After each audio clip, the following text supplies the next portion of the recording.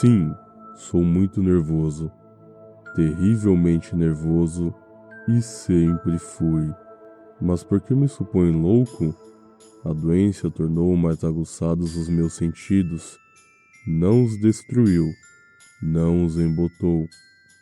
Mais do que os outros, tenho uma audição aguçadíssima. Ouço admirável bem todos os sons produzidos no céu e na terra. Tenho ouvido até muitas coisas do inferno. Como posso, pois, ser um louco? Atenção! Reparem bem com que perfeita lucidez, com que tranquilidade de espírito eu vou contar-lhes toda a história. Ser-me-ia completamente impossível dizer-lhes como, primitivamente, a ideia entrou no meu cérebro, mas, uma vez concebida, nunca mais me abandonou, noite e dia. Fim, não tinha algum. A paixão foi estranha ao caso por completo. Eu estimava deveras o pobre velho que nunca me fizera o menor mal, que nunca me insultou, nem mesmo invejava o seu dinheiro. Creio que foi o seu olho. Sim, foi isso, de certo.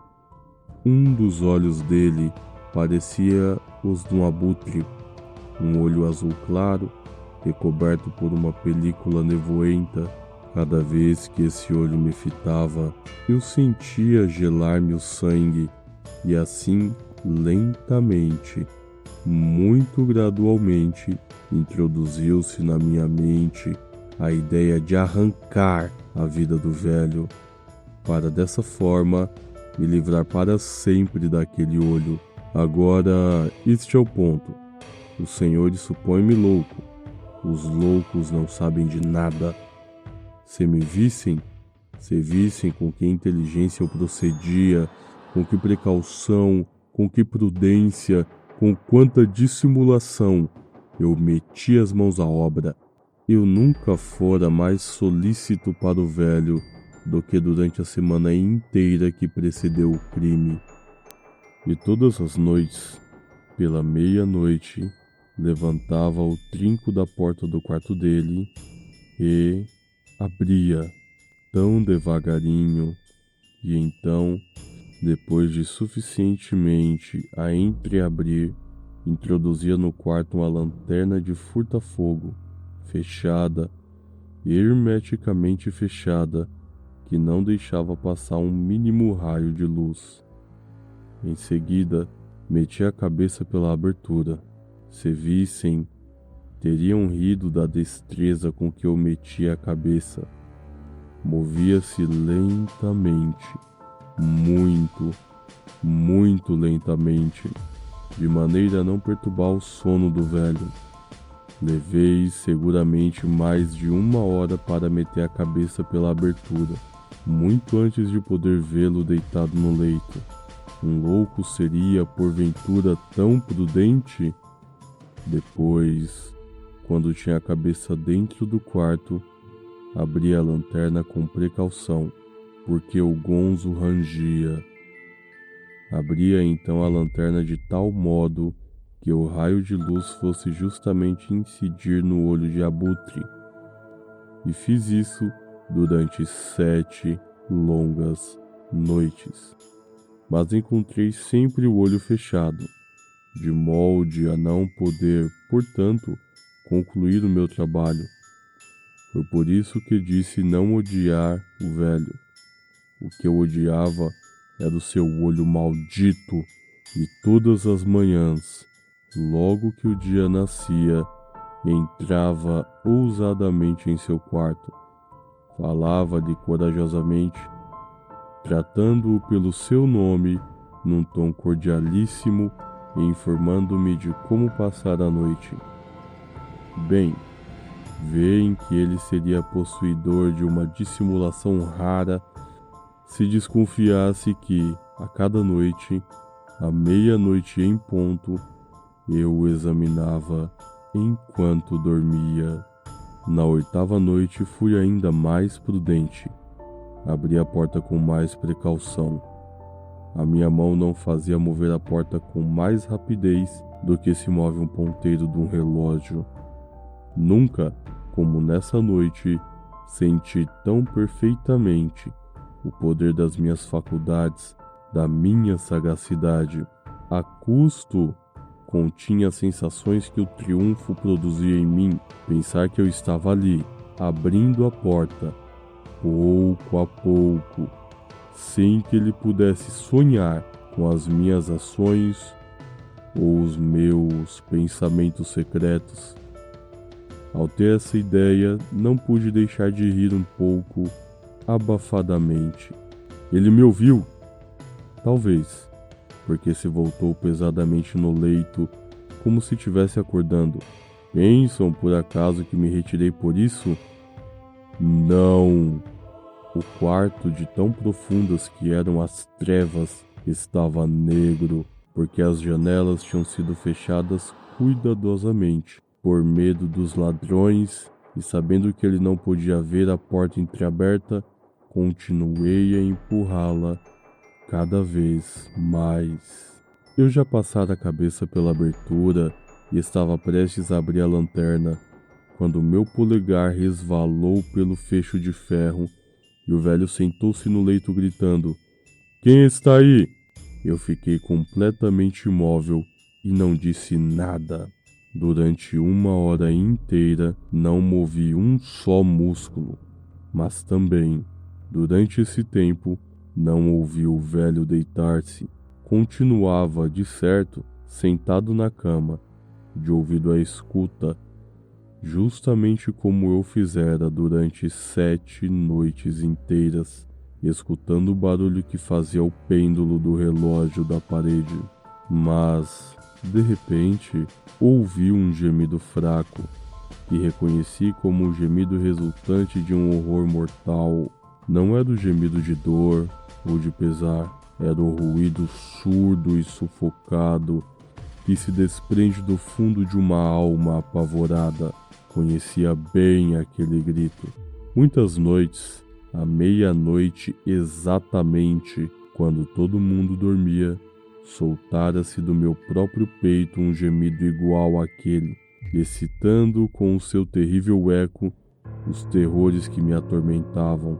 Repito que conhecia aquele ruído, calculava o que o pobre velho sentia e eu tinha piedade dele, ainda que interiormente eu sorrisse comigo mesmo. Sabia que ele continuava acordado desde que se voltara no leito ao primeiro ruído que eu fizera. Desde então, o seu pavor aumentou sempre de intensidade. Ele tentara persuadir-se de que não tinha razão para assustar-se, mas não pudera consegui-lo. Dissera a si mesmo: não foi nada, apenas o ruído do vento entrando pela chaminé, ou algum rato que atravessou o quarto, ou então, talvez um grilo que começou a cantar. Sim, sim, ele se esforçara por encorajar-se com estas hipóteses, mas tudo fora em vão. Tudo fora em vão porque a morte, que se aproximava, passava diante dele com a sua grande sombra negra, envolvendo assim aquela vítima.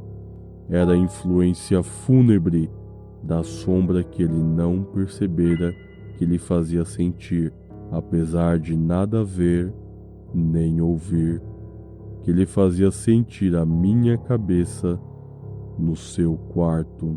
Depois de esperar por muito tempo, impacientemente, que ele se deitasse de novo, resolvi entreabrir um pouco a lanterna, mas muito pouco, com quase nada. Entreabri com tanta cautela como dificilmente podem imaginar, até que por fim, um pálido raio de luz, como um fio de teia de aranha, subiu da abertura incidindo sobre o olho de abutre. O olho maldito estava aberto, muito aberto, o que me fez enfurecer logo que o fitei. Vi-o com uma perfeita nitidez, o azul claro coberto com o hediondo véu que me gelava o sangue nas veias, mas eu nada podia ver do rosto ou do corpo do velho, porque dirigia o raio de luz como por instinto sobre o ponto maldito. Em seguida, eu não lhes disse o que os senhores tomavam por loucura era uma grande penetração dos seus sentidos? Em seguida, ouvi um outro ruído surdo, sufocado, contínuo, semelhante a um ruído que pode fazer o pêndulo de um relógio envolvido em algodão. Eu reconheci esse som. Era o bater do coração do velho. Esse som aumentou meu furor, como o rufar do tambor aumenta a coragem de um soldado. Mas contive-me ainda e continuei ali, sem me mexer. Somente respirava, conservando a lanterna imóvel para que o raio de luz saído dela continuasse a iluminar o olho maldito. Entretanto, o infernal bater do coração era cada vez mais forte, a cada instante mais precipitado. O terror do velho devia ser extremo. O bater do coração, eu disse, era cada vez mais forte, de instante para instante. Repararam bem em tudo que eu lhes disse? Então deve lembrar-se que lhes declarei ser excessivamente nervoso e, com efeito, eu sou. Portanto, em plena noite, no meio do silêncio terrível daquela casa, um tão estranho ruído fez com que se apossasse de mim um irremissível terror. Durante alguns minutos ainda, contive-me e continuei calmo.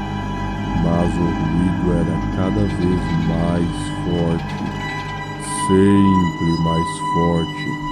Cheguei a supor até que o coração ia arrebentar, e então apoderou-se de mim uma nova angústia. O ruído poderia ser ouvido por algum vizinho.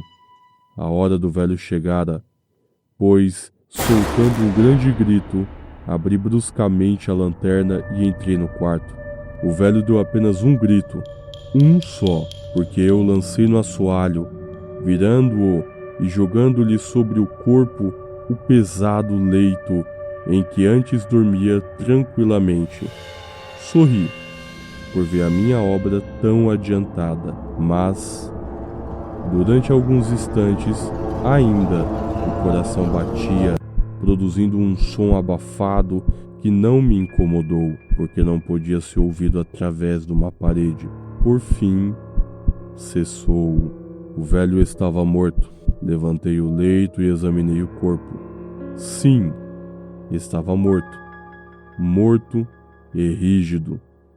Coloquei-lhe a mão sobre o coração, conservando-a ali durante alguns minutos. Nenhuma pulsação. Ele estava morto e rígido. O seu olho não me atormentaria mais. Se persistirem ainda em supor-me louco, essa suposição evaporar-se-á ao descrever-lhes as inteligentíssimas precauções que tomei para ocultar o cadáver. A noite avançava. Comecei, pois, a trabalhar apressadamente, mas em silêncio. Cortei a cabeça, depois os braços, depois as pernas. Em seguida, despreguei 3 tábuas do assoalho e meti todas as partes do cadáver pelos buracos que elas tinham deixado. Depois preguei de novo as tábuas tão habilmente, tão desveladamente, que nenhum olho humano poderia descobrir no assoalho o mínimo sinal de que tinham sido levantadas. Não havia o que limpar, nem uma mancha, nem um pingo de sangue. Procedera muito prudentemente para deixar qualquer vestígio. A tina em que cortara o cadáver absorvera todo o sangue. Quando acabei a minha obra pelas 4 horas da madrugada, a escuridão era tão profunda como a meia-noite. No momento exato em que o relógio dava 1h da tarde, bateram à porta da rua. Desci para abrir alegremente porque nada tinha a temer dali em diante. Entraram 3 homens que, com toda delicadeza, apresentaram-se como agentes de polícia. Um vizinho ouvira um grito na noite anterior, o que levantara a suspeitar de que um crime teria sido praticado. Como fizera a respectiva denúncia no comissariado de polícia, tinham ordenado àqueles senhores que revistassem a casa. Ao saber qual o fim dos policiais, sorri, pois o que eu tinha a temer? Declarei-lhes que sentia um verdadeiro prazer em lhes falar, e disse-lhes que o grito ouvido pelo tal vizinho fora eu que o soltara durante um sonho. O meu velho patrão, acrescentei, partira para uma viagem. Depois desta explicação, mostrei toda a casa aos policiais, convidando-os a procurarem bem. Por último, eu os conduzi ao quarto dele e mostrei-lhes todos os tesouros do velho, perfeitamente intactos. No entusiasmo de minha confiança, instei os policiais para que sentassem, para que descansassem um instante, e com a louca audácia de um triunfo completo, puxei uma cadeira e sentei-me, depois de tê-la colocado exatamente sobre as tábuas que cobriam o corpo da vítima. Os agentes de polícia estavam satisfeitíssimos. A forma clara e precisa com que eu fizera as declarações convencera-os. Sentia-me singularmente à vontade. Sentaram-se e começaram a falar coisas triviais, às quais que eu respondia alegremente. Pouco depois, senti que empalidecia e só pensei em me livrar deles. Sentia insuportáveis dores de cabeça e grandes badaladas nos ouvidos, mas os policiais continuavam sentados, sempre falando. As badaladas não acabavam e, pelo contrário, eram cada vez mais distintas. Comecei a falar mais alto para me livrar daquela sensação, mas as badaladas persistiam, tomando um caráter tão puramente definido que, por fim, percebi não se produzir sem os meus ouvidos. Eu estava muito pálido, sem dúvida, mas falava sempre, levantando a voz cada vez mais. O som aumentava sempre. O que eu podia fazer? Era um ruído surdo, sufocado, frequente, semelhante ao ruído que pode fazer o pêndulo de um relógio envolvido em algodão. Eu respirava a custo. Os policiais nada tinham ouvido. Conversei com mais verbosidade, com mais veemência, mas o ruído aumentava incessantemente. Levantei-me e comecei a questionar sobre ninharias, num diapasão elevadíssimo e com uma violenta gesticulação, mas o ruído aumentava sempre. Porque eles não queriam ir embora? Eu passeava desesperadamente pelo quarto, a grandes passadas, batendo surdamente com os pés no chão, como que exasperado pelas observações de meus contraditores. Mas o ruído crescia regularmente. Enraivecia-me, espumava, praguejava, movia em todos os sentidos a cadeira em que de novo me sentara, fazendo-o ranger sobre o tabuado, mas o ruído aumentava sempre, crescia indefinidamente, tornava-se de instante para instante mais forte, sempre mais forte. E os policiais sorrindo e palestrando, sempre prazenteiramente. Seria possível, porventura, que eles nada ouvissem? Deus onipotente, não. Eles ouviam, eles suspeitavam, eles sabiam, eles divertiam-se com meu terror. Foi isto que supus. É isto que ainda hoje suponho. Nada mais intolerável para mim que aquela descarada zombaria. Não podia suportar aqueles sorrisos hipócritas. Senti que, para não morrer, precisava gritar. E agora ainda não ouvem? Escutem, mais alto, sempre mais alto, sempre mais alto, miseráveis! Gritei para os policiais. Não dissimulem por mais tempo. Confesso o crime. Arranquem essas tábuas. É aí que ele está. É aí. Esse som que ouvem é o bater do seu execrável coração.